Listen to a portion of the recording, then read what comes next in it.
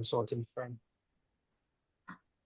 working out of based in Toronto. So I'm one of the few remote employees of Table at the moment. So I'm the only one in Calgary working for that company. And yeah, so my background has basically been professionally as a data engineer, data scientist, and I've been doing that since 2020, pretty much when I made the switch from oil and gas field work. So that's it. Nice. So I'll just go like a quick run through. Basically, the whole point of this chart is really, I'll try to answer some questions, but what I'll try to do is to like pose more questions to Ovo and Somto. Of course, the audience are free to also ask questions regarding data and AI careers. Really, in my mind, I'm thinking of what is really going on these days, right? That's one question I had for myself. Like, in RBC, in TD banks, in all of these places, what is really going on in terms of data science? Like, there's a lot of craze of Gen AI and all of and stuff like that. And then what can people really do to position themselves for what is going on? Because I feel like when we talk about jobs, we really are talking about people coming to companies to like create value. That's why I see it. It's not just all about being employed or stuff like that. I really know, like you're really coming to see where you fit in whatsoever company's strategy, company's objective, and what's as the case may be. And then I'm also thinking, is there really a collapse? Right now, there's a lot of new titles: prompt engineering, AI engineering. Like I get very confused myself these days. Machine learning operations engineer, machine learning engineers, data scientists, data analysts, analytics engineer. There's so many, and like some days I'm like, are these all the same? Are they different? What is like how do we differentiate each of these roles? Really, like what is one and what is the other? And of course, I'm pretty sure this is relative across different organizations, obviously. So that's why some tool that works for like big ROBC that have like a validation team, and then Ovo that works for a very lean startup that is like moving really, really fast. I really would love to hear their perspectives across these different questions that I have in mind, as well as, of course, what the audience also have in mind. So straight into it. My first question, let's start with Ovo. Of course, I know that you recently became an AI engineer. Congratulations, wonderful. But really, what are the opportunities currently? Like, not just in your firm alone. What are you seeing going on? What the trend? Is it really worth it to learn large language models? Is it really worth it to like? Should I switch my title from data scientist to AI engineer to get a job or something like that? What do you think? I think we're kind of in a very, and this is in addition to the current level of complexity that exists within the tech field. We are currently at a turning point, or I call it pivotal moment, where AI is kind of taking over, almost every business conversation, strategy meeting, priorities, and then everyone is talking of having an AI strategy. It was data strategy a couple of years back. Now it's kind of data slash AI strategy. So it's pretty taking off, and people are beginning to see and understand the potential value, that exists, with the whole wave of AI and innovation, that's taking place right now. So there's a lot of nuance to it, I would say.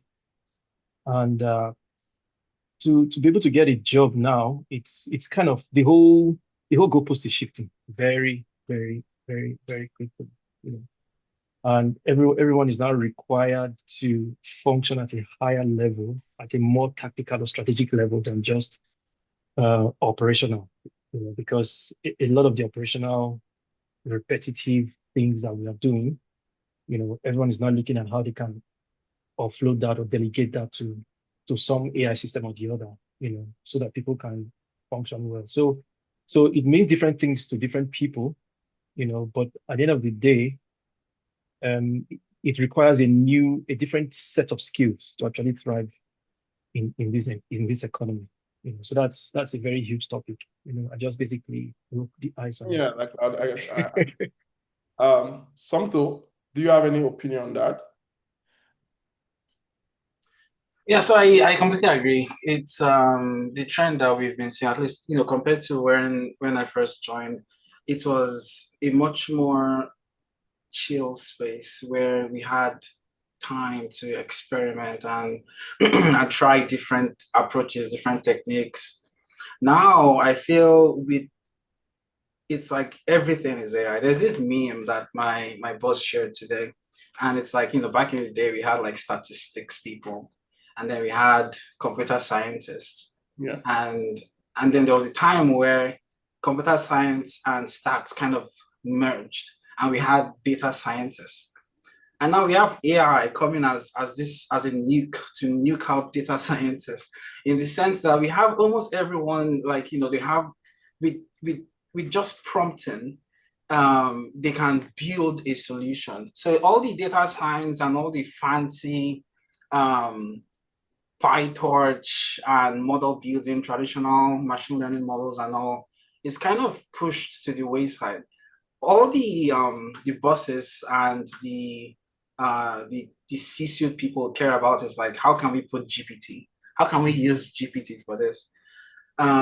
And it's just proliferated the entire space where there are certain business problems. And I encountered this recently where you could solve this problem by building a classifier, probably using something like BERT or something along those lines. But this team just built it using just like, I think I think they use a GPT or a Llama model, but they built it using Llama. The performance was terrible. It's just and that was the best they could do, and they brought it forward to our team. And we were like, if you use BERT for this problem, so we thought about it and actually built that as a benchmark to see, can we model this properly? And we're getting almost like 99% accuracy on the problem. So it's a very simple classification task, but because they just outsourcing everything to GPTs or Llama models or any kind of large language models first in general, it's the industry is kind of somewhat pushing into or moving towards that. I don't really blame these, like, data science folks or these teams. It's like there's just so much pressure coming from above to just cram GPT or large language models in general into every use case. So that's kind of a trend that I've started noticing in the industry. Yeah, that's kind of tricky, right? Like knowing the exact use case for large language models or for any kind of, so it brings something to my mind, and I would want to ask this question to either of you can answer it. You made a very fundamental statement that, in the past it was statistics, computer science, data science came, clamped both of them. But really, as a data, at least when I was interviewing in 2019, 2020, interviews really were very big on statistics, right? People still Yep. kept that t-tests, the case may be, you have to understand one way and over, two ways and over. I don't like it, but Yep. I have to learn it. Yeah. Even though I barely ever use it, but yeah, I had to know all of those statistics stuff.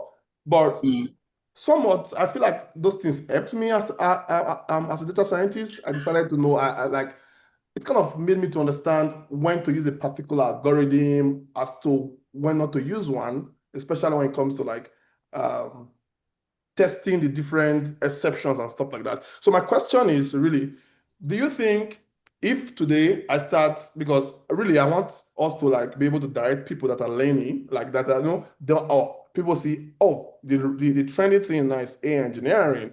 So I want to become an AI engineer. So do you guys think it's possible for someone without any, let's say, any computer science background, no statistics background, no computer science background, no previous experience as a data scientist, do you think they can actually become a successful AI engineer? There's actually a case where there's a guy I brought to Ovo to actually advise him, because the guy wanted to become an AI engineer, but I don't want to go into that. But Yeah, let's throw this to Somto. Then Ovo will answer it because I feel like I know Ovo's opinion on this. So, Somto, do you think it's possible for someone with zero experience, Yeah.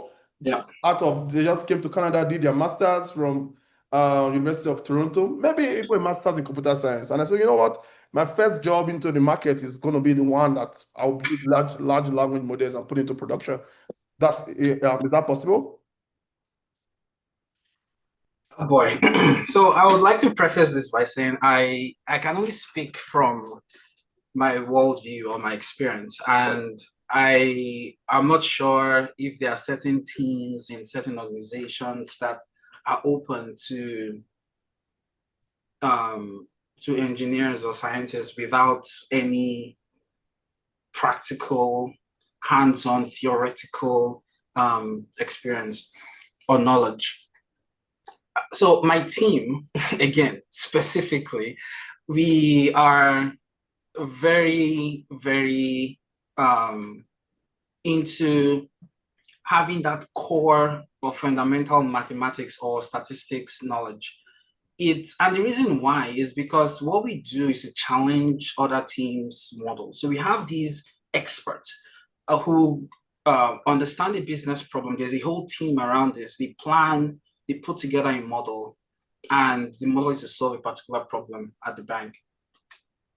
When this whole process goes like, a couple of months or even years, they build a model. When the model is built, they send it over to us for, that final validation and approval. And then it's our job to really dig into the guts of this model to see if we could expose potential risk or faults that the model may possess.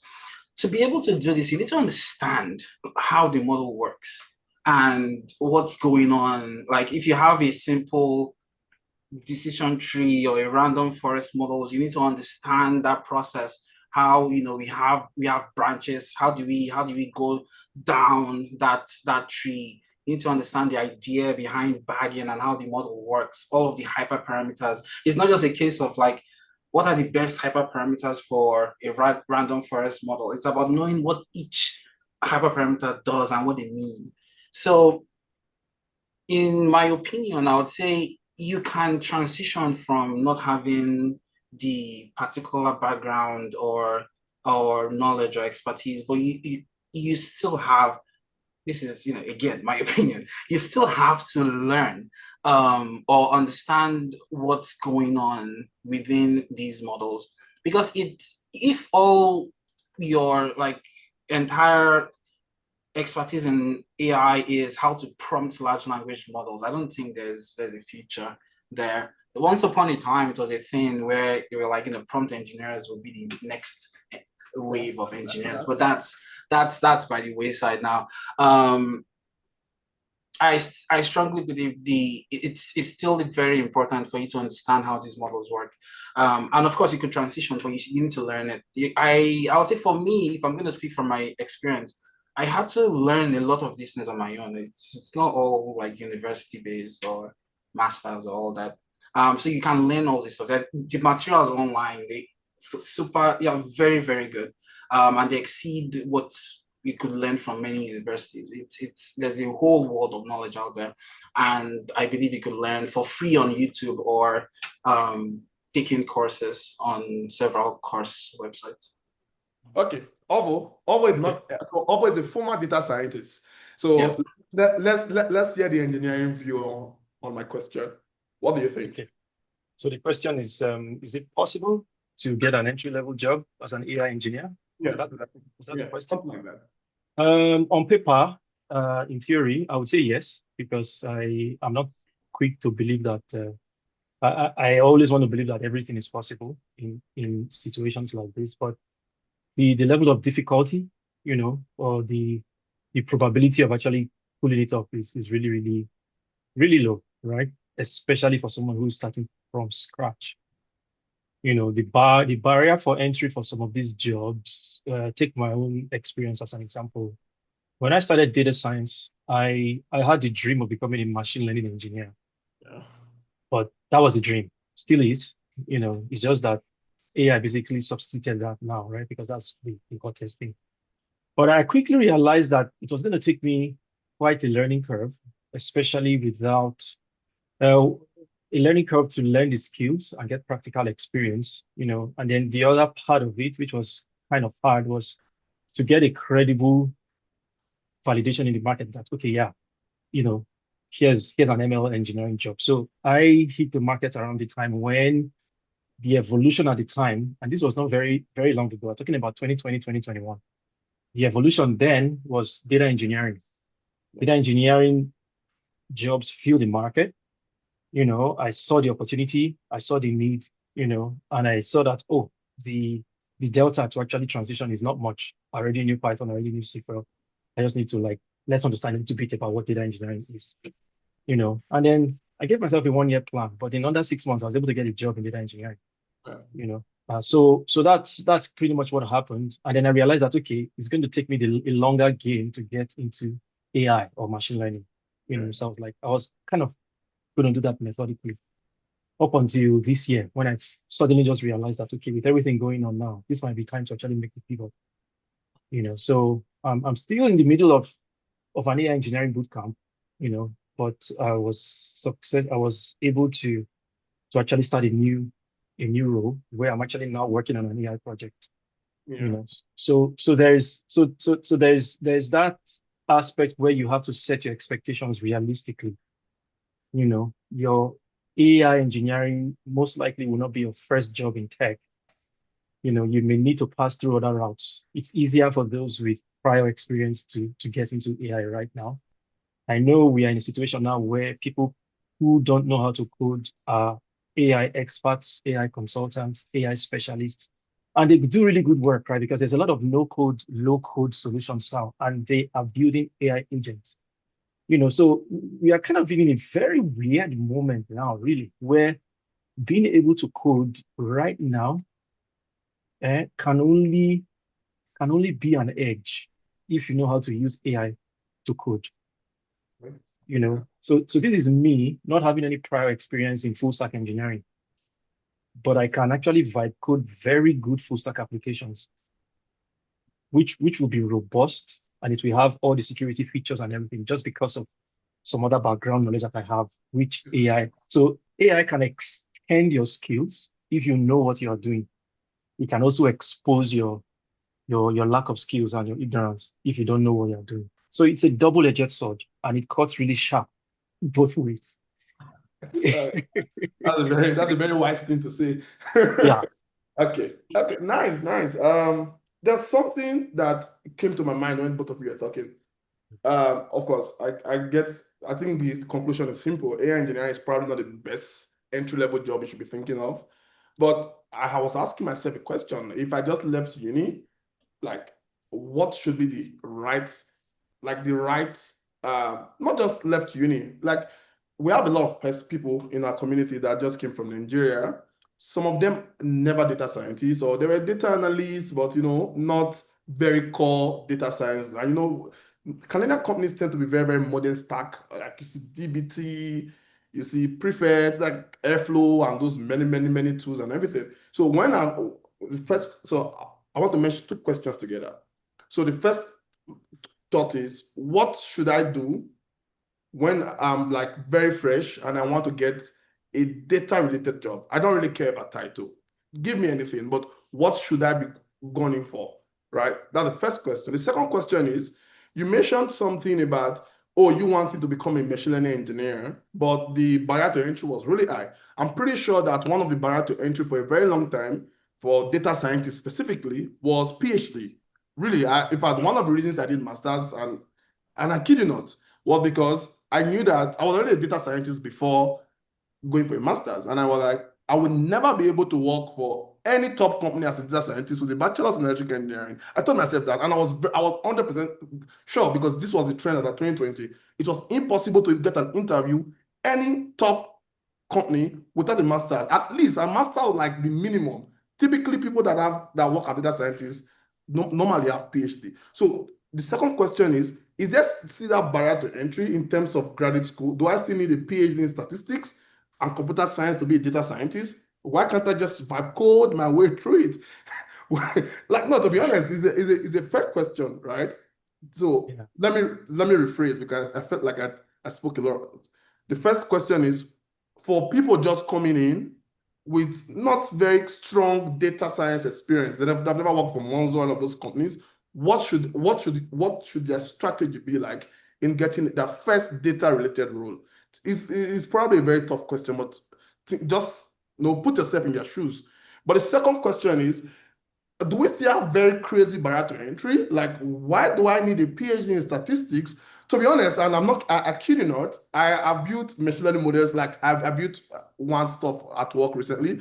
And of course, I had like some domain knowledge, but the technical part was really, really ChatGPT and Cloud. I pay for three: ChatGPT, Cloud, and Gemini. Gemini? Yeah, yeah, exactly. So I don't need a PhD, I think so. But what do you guys think? Okay. Some people give it a shot. Yeah. Okay, sure. So I would start with the first one. What was the first one again? Barrier to entry. First one is really what should be my strategy to get my first data-related job in Canada? Okay. Okay, so this is a good question, and I think I somewhat fall under that category, at least at the time when I was new to Canada. So I think I can speak from my own experience. So when I first joined, or let me start from the beginning. I have a bachelor's in applied mathematics and statistics from Nigeria. I don't know if anyone here is from FUTA. So I did that a couple of years back, and I spent a lot of time doing freelancing and all those like side gigs for some time until I came to Canada for masters. The point is, no specific AI or data science experience. This is graduate, side gigs, and masters. So after my masters, I struggled with interviews because when these questions came up of like most interviews ask very specific questions.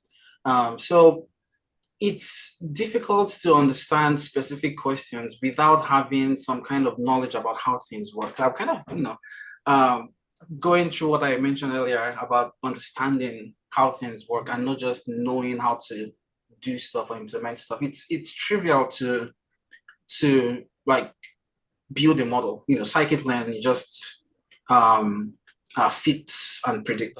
It's like exactly fit predict. It's three lines of code. So it's very trivial to go through that. But the understanding is what they test in interviews. And I knew that I had to go back to the drawing board and understand how these things work.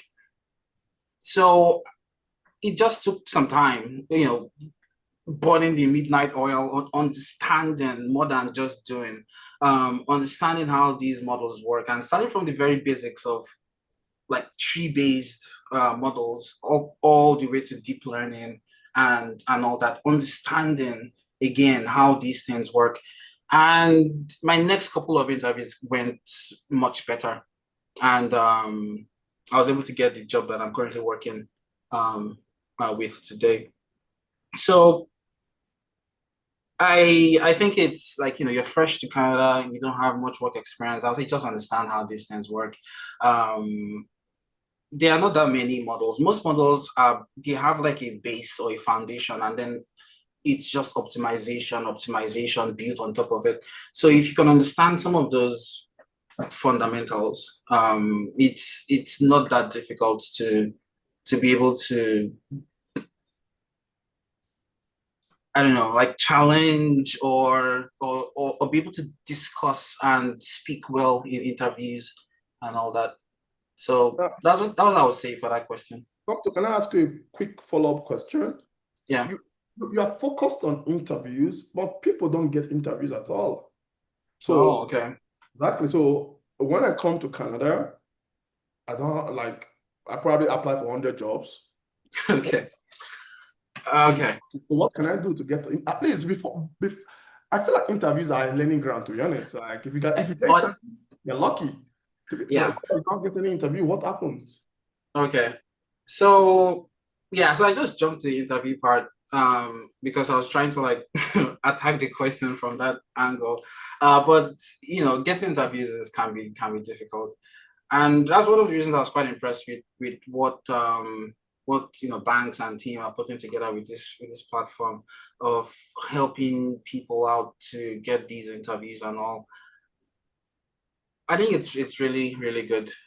Getting interviews, I don't think I have like a silver bullet for how to do it. It's just the general tips of networking and knowing people who work within these companies and when you apply to a company, try to see if you could network or reach out to someone who is within that company for either referrals or just conversation of how the company works and what the process would look like.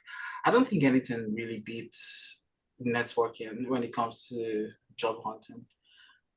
But I've had a job for a while, so I don't know. Yeah, I can't I like can't really I can't really relate to this anymore. yeah, I don't want to sound Yeah, obtuse, although we but can yeah, relate because yeah. we still apply like every week, right? Okay. Yeah, My second jump into the so market my every now second and then. question quickly was related to, do Yeah. I still need a PhD for your job? Yeah, so again, I think my whole thing in this whole talk that we have today is just like related or bringing my points from my experience. And my team, it's minimum of masters. So it's like minimum masters, PhD preferred. And it's very similar across every data science team at the bank. Like you look at any job posting, RBC Borealis, it's all the same. Um, Minimum masters, PhD preferred. So it's I don't know, that trend's still there. Once upon a time, like you said, it was the minimum. PhD was the minimum. Now it's kind of been open to masters people. But in the past, PhD was the minimum. So I would say the education is still important. I strongly doubt that you could get a solid gig with just a bachelor's. I don't see it. Okay. Yeah, I know that at PwC then, I wanted to switch from, I was a software developer at PwC and I hated my life for that. I wanted to switch to like data and stuff. And I remember they were like, oh yeah, almost everybody in the team has PhD. I'm like, okay, sorry, I'm not welcome here technically. So I know that very big corporations are still very, very keen about PhD and masters for those kind of data science related job. Although, let's hear your thoughts. Yeah, that's very correct. I think it's even more so now, not even less so. It's been master's, PhD. Uh, Back in the day, it was easier for somebody like me to get a data science job because one, the industry did not fully understand what a data scientist is, So they bring out those job adverts. A lot of people apply, they get the job, they get in there, and they're not doing data science. They're doing data engineering. That's how a lot of us ended up in data engineering. We got in there with high hopes that we're probably going to be doing .fit, .predict, the fancy parts of machine learning. And we're like, oh, we don't even have a platform yet. We need to be able to get the data sets. Yeah, exactly. So we're Yeah. used to ready-made data sets coming from the database or a CSV file, well packaged, and we love that Jupyter notebook environment. But the real world is like the data is not even there, but you are the data scientist, you are responsible. So that's kind of a difference between the startup, and the big tech companies and established companies who help us define these roles because they are well defined, well structured within their own application lifecycle development or development lifecycle. So we have the traditional data scientist basically working with well-prepared data by the data engineer. And when he's done with the modeling, building the model and everything, the machine learning engineer takes it from there, and deploys it, and does all the monitoring and all the MLOps, and everything. So those roles are well defined in bigger companies. In startups, it's probably just one person doing everything end to end. So he could call himself a data scientist, but then he's a guru in all the aspects, of the life cycle. So that happened until people began to catch up. And they were like, oh, like before we even start hiring data scientists, let's bring in a few data engineers to build a data platform and all that. So that's where the job matrix shifted. We now had less data scientists roles coming out, and the lesser they came, the more stringent the requirements to actually have a master's or a PhD. So that's one part of it. And I know for a fact that's the reason why, it's kind of almost difficult today to get a traditional data science role, without a PhD. And then for a machine learning engineer, you'll be lucky if you get it. You can get it as a bachelor's holder with lots of years of experience, But now to get it as at entry level, you probably need to have a master's at the very least. So those roles compared to like data engineer, they shrunk in the market. The availability of those roles shrunk in the market. So the barrier to entry kind of went up for those ones. And then now that AI has come into play, right? So there are two sets of people who are programmers who make it into AI. One, the data scientists who know so much about the models. They've over the years actually tracked the evolution of innovation in the field. How like 4 or 5 years ago, it was just about attention is all you need, the paper. It was just a raw paper. Everybody was crazy about it. And before you know it, Transformers came out, and when ChatGPT was now released into the open world, that basically opened up everything. Now we have people who do not necessarily need to know the inner workings of the model in order to build an application that wraps yourself around the model, to solve problems. And that's where the whole AI, engineering boom came out. So a lot of full stack engineers, are now picking up skills in this area, and then data scientists are now also picking up full stack skills because now we need both to become a very effective AI engineer who can build. You need to know a little bit of what's going on with the models, and you need to know a little bit about how to build real world applications. So that's where there's kind of like an overlap, not a merging, but an overlap of both skill sets, in order to be able to thrive in this role, pretty much. Now, my advice to those who are just starting will be, you can actually still start from your most preferred tech field. Start as a data analyst, start as a cybersecurity specialist, DevOps, wherever you want to start from. But figure out how quickly you can use AI to augment your abilities. The fundamentals are still the same, right? If you don't understand the fundamentals, you are just going to be moving according to the vibes of whatever model you're working with, and that will not bode well in the long run. If people begin to see that you're losing your own ability of independent thought, and outsourcing your thinking to the model, they will quickly find out, Exactly. Yeah. So, but you have to find a way to stand out, and be able to get yourself to optimize things and do things really fast, and that's where the pressure to learn things really fast too comes.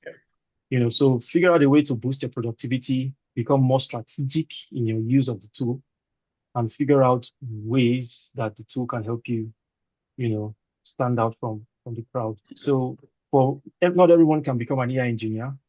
Not everyone should, but what I would recommend is that everyone, at the very minimum, should learn how to write really, really good prompts. That is the one thing that will set you apart early enough, to be able to solve problems at scale. Okay, thank you so much. Yeah. I actually have an opinion in terms of this question. So when I think about it, if I see someone that says, "Oh, I want to get a job within data space," because my role at my current company, to be honest, I feel like it's 70% analytics engineering. These days, I do a lot of data engineering as well, but that is just out of me volunteering and trying to develop more of my engineering skill. But really, I can say that my role is 70% analytics engineering. I work a lot with SQL, which is DBT SQL is just one same thing, just names and everything, right? And then I work a few times with dashboards and everything, which is like still very critical across every frame. I think within the data space, there's always going to be people that are interested in insight. Before automating stuff, machine learning and everything, people really want to see data. They just want to be able to make very quick decision, right, with data. So what comes to my mind, therefore, is if I was going to start today, and this is my own opinion and my own advice to myself, if I was going to start at a data scientist. Yeah, I just want to be straightforward so that nobody takes it too seriously. I'll spend some time learning SQL, really, really good at SQL. I'll spend some time probably learning some Python. First of which, like, of course, you should be conversant in Python. It's just like a very Fundamentals. popular language anyway, sadly so, especially within data space. And Yeah, the language of AI, basically. exactly, exactly, Python is the language of AI. So you should at least, if you want to get into AI, at least learn the language a little bit, and probably learn some dashboarding tools, right? Because the reason why I would start here is because the barrier to entry in this place is still very low. I feel Yeah. like there's no way AI is going to replace a BA analyst. You still need to sit down. I might be wrong. Don't quote me. I know there's ThoughtSpot and some other tools now that's trying to. I'm building a tool like that too that tries to write some questions and then automate visualizations. But I've actually built such a tool and it's really, really difficult. It's good, but not good enough, right? Especially when you want to get more specific or more precise insights from your data and everything. It gets a little bit tricky. So it means that if I was going to start and I wanted to learn a lot of skill, like I wanted to learn something, not I don't think there's any shortcut and everything. You have to be very, very good at all of these things. I would take my time to learn DBT, try to be very good with DBT, to be honest, because it feels like everybody uses DBT these days. I don't know about the big banks and everything, but I know that a lot of startups like Neo Financial, Web Simple, my company, most companies I see that are startups and very tech driven, they're very, very heavy on DBT. Then, of course, DBT is just learning SQL. If you learn DBT, you're learning SQL side by side. And then I learned one of these popular dashboard, whether it's Tableau or Mode or PowerBI, the case may be. Yeah. And then I'll learn one particular Python, right? Then learn a little bit of data modeling because this is where it gets really tricky. In the past, data modeling was left for data architects and data engineers. These days, data modeling has been brought forward to analytics engineers because the problem is data engineers usually don't have a lot of business context. They just want to move the data from source to the warehouse. Then analytics engineer remodel those data to actually have some businesses. This is business critical because the data must be easy to query, must be easy to visualize, and must be easy to understand. And this cannot, at least not in this next 12 months, let me say, because I don't trust AI. But I can guarantee you that in the next 12 months, yeah, I don't trust AI, trust me, that thing is crazy. I believe in the next 12 months, there's still this possibility that if you are really good with this part, data modeling, some, of course, visualization, some Python and everything, they probably will still be able to get like analytics engineering job. And of course, you'll easily function. So you function in two places, data analyst and analytics engineering, which are like still very beginner friendly in a way, because I feel like data scientists, AI engineering, they should just be left to people that want to go to school and everything. It's too stressful, to be honest. Yeah, I agree with you. Entry data level, entry level data role is data analyst, type role. Yeah. And it's just SQL and a dashboarding tool, and then you add Python. Some do you disagree? I know the thing is, sometimes I've never really worked as a data analyst. He's just looking at, are you saying not SQL? But something. Yeah, so that's the very minimum, and that was true 5 years ago. I'm not sure about, yeah, it's probably still true today. It's just that everything is just so happening so fast now that yeah, it's difficult to predict for too long. This advice may become old next week. True, I totally agree. It's true. That's true. Yeah. Yeah, something. You want to say something? I agree with what you said. The barrier to entry for like data analytics or business analytics is much lower. But my counterpoint to that is the space is also overcrowded. Yeah, there's just a ton of applicants just because that barrier to entry is lower. Yeah, so and even the so-called data science with the much more academic people, that space is getting crowded as well.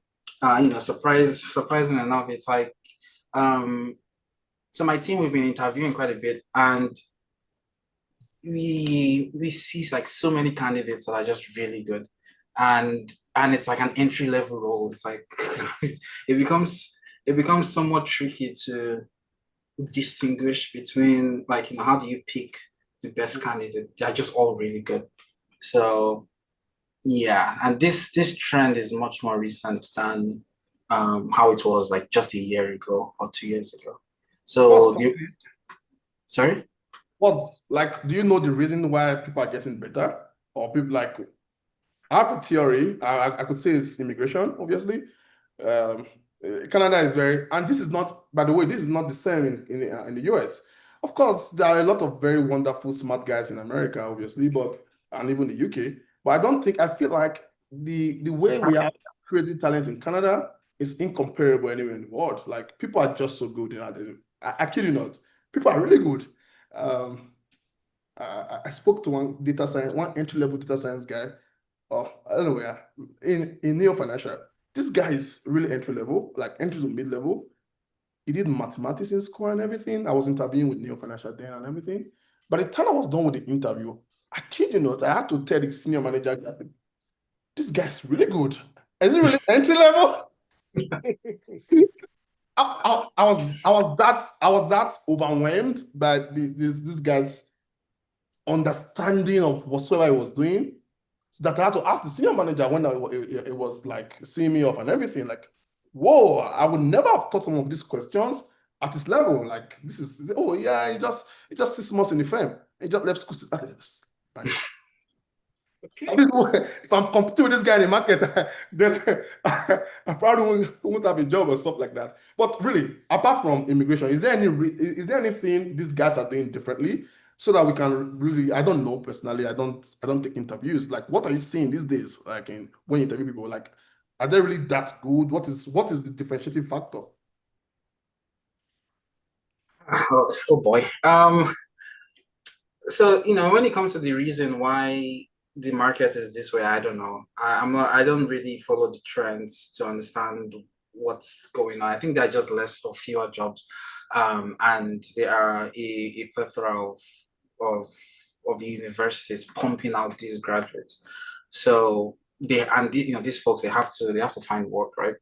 So while you were speaking, something I was just thinking about is one of the most recent hires on our team not only has a PhD but has two postdocs. So, and and this is the same entry level role that other people are vying for. It's just very difficult to compete with someone like that. So I don't know. There's one thing I was just gonna say, that sometimes it's not just all about your technical ability or technical expertise. It's also how you relate to people, like relationship skill and I think it's called interpersonal skill and and curiosity, the ability to just think about problems that you don't have an answer to. So that's something that we try to look for, and it's very difficult to test for curiosity, but it's something that we try to look for because there are people who are extremely talented, but you just know that these people will be a menace if they join your team. Yeah, exactly. Yeah, so yeah, that's something I would like to add there. I hope that Yeah, helps. thank you so much. Yeah, that's fine. Although Yeah. I see that you have a stop in 7 minutes. So tell us anything you want to say. Like, what do you think? Give us an advice. Like, really, I want you to think about it. What can we really do? Like, I really see a lot of people that want jobs, especially in data related fields. And I just feel a little bad. Like, they apply for jobs like every day and no interviews at all and everything. And of course, some to just say that I like crazy talents in the market and everything. So what do you think is the differentiating factor here? What can people do differently? Okay. Yeah. So you asked, so I'm gonna say the way I feel it is. The differentiating factor now is one, your mindset, right? I mean, if you are the one person that believes that you can still get a job when everybody else is complaining that the market is saturated, you most likely get a job. Mhm. Secondly, don't run away from the hard things. I hear a lot of people saying, Oh, I don't like coding, so I'll just learn Power BI and Excel. I'm fine. I don't like coding, so I'll do this. I don't like coding. You know, it is the person that does the hard things that will get paid more because that's where the value is. Yeah. So if you see where everybody's running to, run in the other direction. Mm. Whatever it is you're running away from that is hard, go and swallow that thing, bite it, as in wrestle with it until you conquer it. Right. So those two things is what will make you, it's what will set you apart. Right. You have to go in with a mindset that I don't care if I hear that other people are not getting the job. I don't care because at the end of the day, that's what I told myself. At 40 years old, I was an unpaid intern in 2021. You know, that was 4 years ago. I was 40. So I don't care if I'm having to compete with 22, 23-year-old grads in computer science. Some of them have masters, some of them have PhD. I'm going to become a data scientist. Yeah. Well, I did become one. Then I realized that I have to be pragmatic, Exactly. and pivot. But then it takes that kind of resolve, to be able to weather this kind of storm. You have to see a future with yourself in it to be able to enter into this space. And then secondly, like I said, whatever everyone is considering that is difficult, let your mindset tell you that, look, it will not be difficult for me. Yeah. And then those possibilities begin to open up. And it's funny, right? Even when the odds are stacked against you, something somehow happens to get you the right connection, the right opportunity at the right time, because you were basically more focused on it than everybody else was, who was worried about or afraid that they won't get anything. So you have to, it's an inner game first. At the end of the day, it's an inner game. You have to have faith, be fully persuaded that, look, because without that, really, you don't stand a chance in this economy. It's that brutal, and that's because you asked. Thank you so much, Trevor. Somto, I will borrow you for extra 5 minutes or 10 minutes past the time for two things. People are going to ask questions. I want us to answer as many as possible. For those who can't answer, if questions are specific to Ovo when it drops, I would collect those questions and send to him, and he's going to respond, and then I'll send it to the group. But maybe, Ovo, before you go, one last question. I want to steal your time. I don't know if you review resumes very well. I do review resumes a lot. And I know Somto recently got into the business of reviewing resumes, and we had this chat about it. And I want us to talk quickly resume because it's really like your entry point to get a job. When you look at the resume, and I know I personally don't spend more than 2 minutes on it. I barely ever spend more than 2 minutes on resume, like 2-3 minutes maximum. What do you look at for, really? I've had a chance to do that a couple of times in my previous role. I basically check for skills that are a good fit. Yeah. So there are Let me cases pause where, quickly. When you say skills that are good fit, is it good fit based on the job ads or good fit based on something like personal skill? Like what is it, technical skills, or what are you talking about? Yeah. So I'm thinking now specifically of the tools and the skills that we are using for the job we are hiring for. In this case, in a couple of cases, it was a little bit of experience in the role. So I've talked to people who are really good and really experienced, but not just very experienced in the tool set that we're looking for. So for that reason, we deem them not good fits, right? So I've glanced through resumes. Most of what came to me through the pipeline was people who were already marked for interviews. So I interviewed them, and asked them more questions, regarding their skills. So that's basically what I look at. And of course, you don't spend more than 2-3 minutes, knowing what's in the resume. So I mean, the resume has to just be impressive enough to earn you an interview, and then you prove yourself during the interview. 1 page or 2 pages, 3 pages? What do you have a page limit like me? Actually, I have a page. Okay, 2 page. Okay, good. Yeah, I have a strong two page limit, except you're a professor. You send me 3 pages, I'm not looking at it. No, you can't be 3 pages. How many years? Do you have 100 years experience? Okay, Somto, please let me. By the way, Ovo, thank you so much for your time. Time, and thank you very, too very grateful for having me. Extremely grateful. And thank you to Somto. Nice meeting you. Nice meeting you as well. All right, take care. Take care then. Yep. Then Somto, your turn. What do you look at for in resume? I know you're very strict. Oh boy, I don't know. I would not regard myself as strict, but then I don't Oh, think I'm the best. I'm the best judge of my own strictness. Um, so what I tend to look out for in resumes is first of all, this is subjective, rather than objective. Uh, I, I think when you put together a resume, you should be as precise and as accurate as possible. And the angle I'm coming at with this is when I say precision is your grammar and um like the use of certain words, certain spellings in your resume. Once I notice that a resume is or has like grammatical errors or spelling errors, it's just an instant turn off. Again, this is subjective. Now, so my first point is, just watch out for grammar and spelling errors.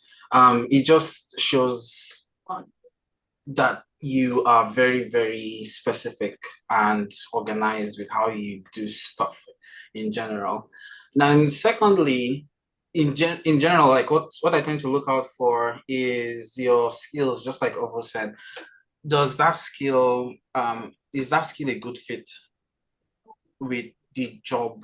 And that's the job description or the job as I know that this person will be working on. So That's right. that This time last year, don't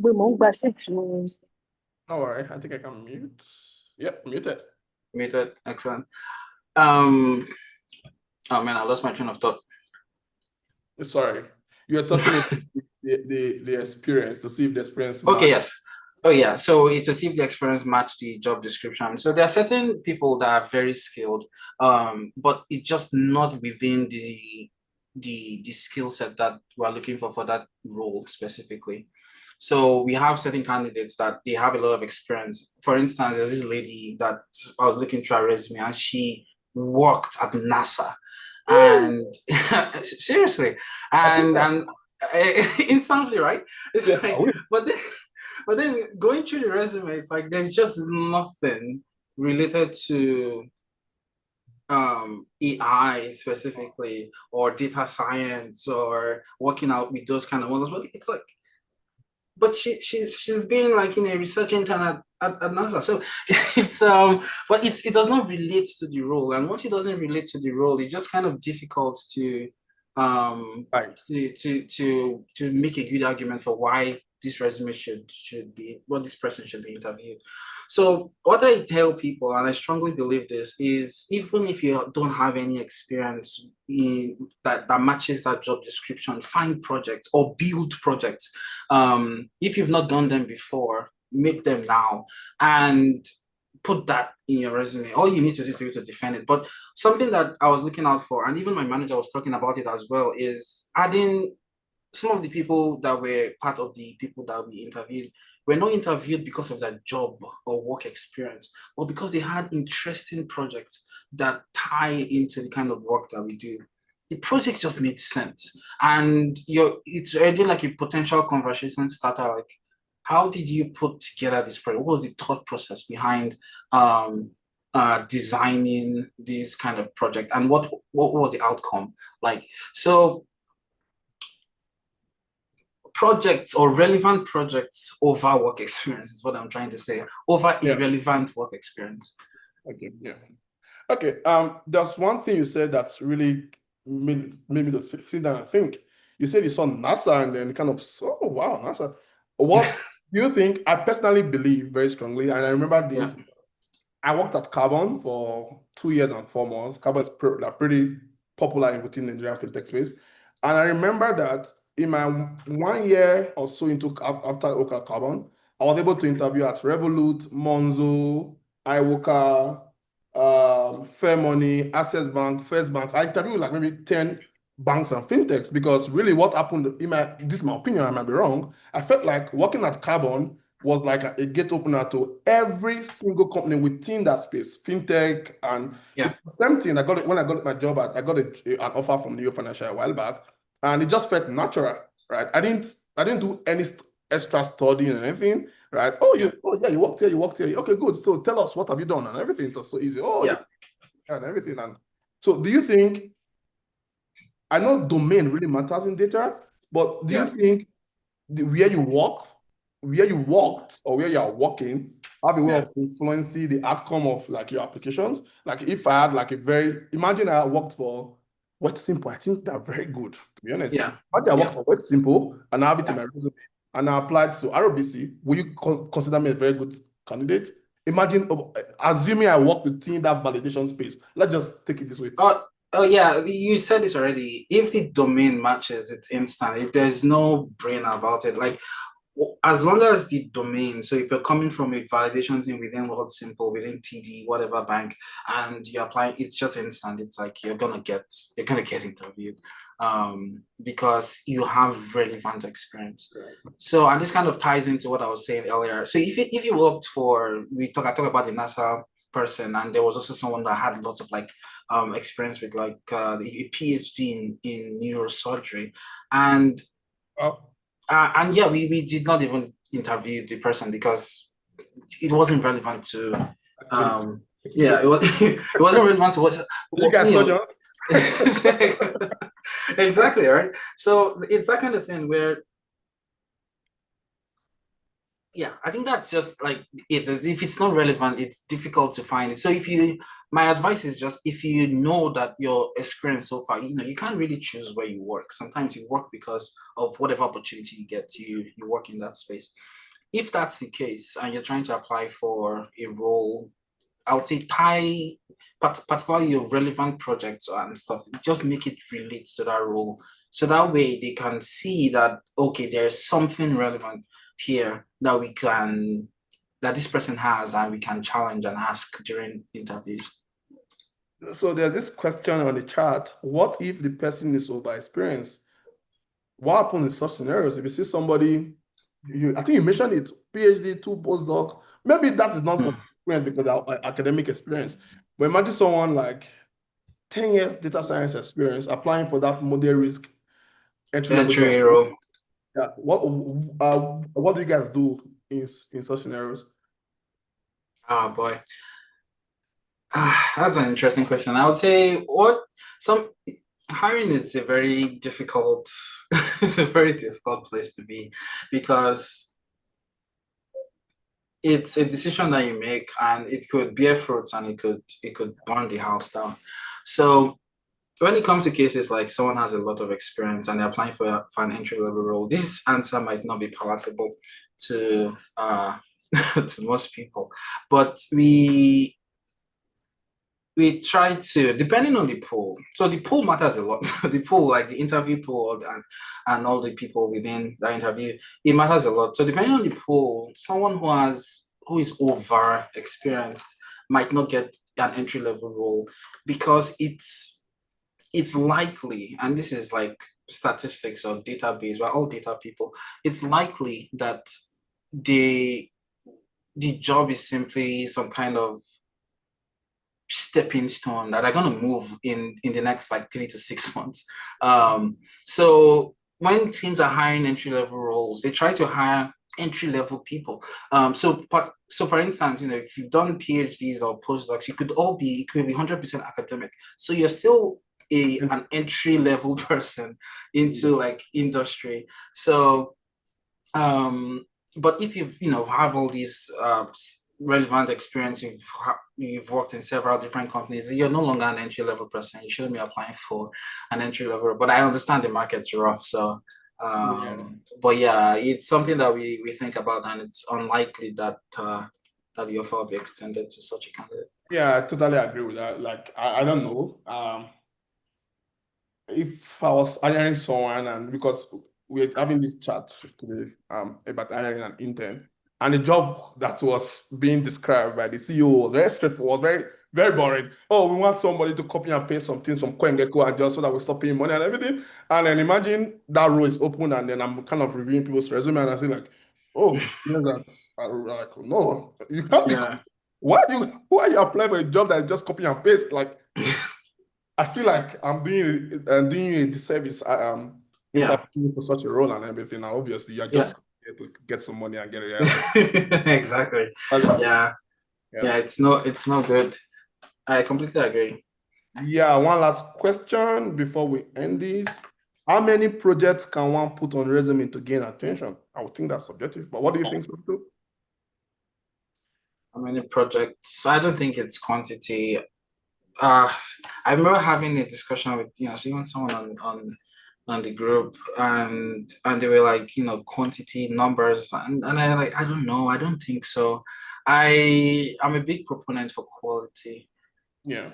So I don't think it's the number of projects. I think it's how, if the project is really interesting or impactful. The purpose of having those projects or those relevant projects in the first place is to show that, first of all, how you think about solving a problem and how you approach solving that problem and generate results. So you have that complete pipeline or life cycle of from nothing to a product. That's kind of the whole idea. Now the meat of the project is something that we look at as well. It's like how did he solve this problem? Exactly. So if you have one example of a good project, that could be sufficient. If you have two, that could be sufficient. But I would say maybe let's not go more than three, Exactly. I'll put Yeah. that. Having Yeah. more than three seems like too many to me. Yeah. Personally, I have three myself, so maybe that's why I'm subjective. I have three. And I recently, it's so funny because I recently added personal project. In the past, I usually don't do that. I just only add my work experience. And then let me ask this question. So I've seen people do this, and I don't have a very strong opinion about it. I just get like, okay, it's fine, but this is like a lot, but it's fine. When you there's this, like, let's say data scientists at this particular company, then people go into like the activities and then break it into two things. Like you see, like, oh, use Python to do this, and then they'll break into projects. Like, so the work experience is broken into like theory projects. I find it interesting. I find it maybe it's relevant. I don't know, but Yeah. that kind of helps.